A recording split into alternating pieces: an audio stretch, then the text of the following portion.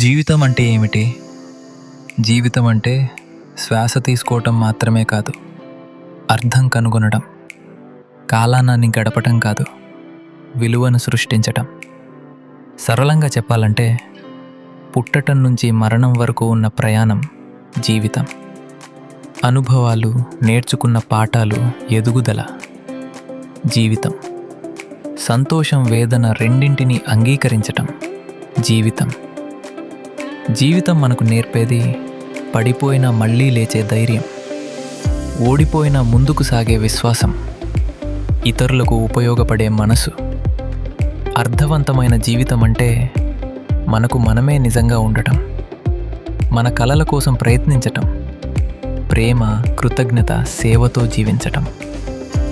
జీవితం ప్రశ్న కాదు, ఒక అవకాశం. ఆ అవకాశాన్ని ఎలా జీవించాలో మన చేతుల్లోనే ఉంటుంది.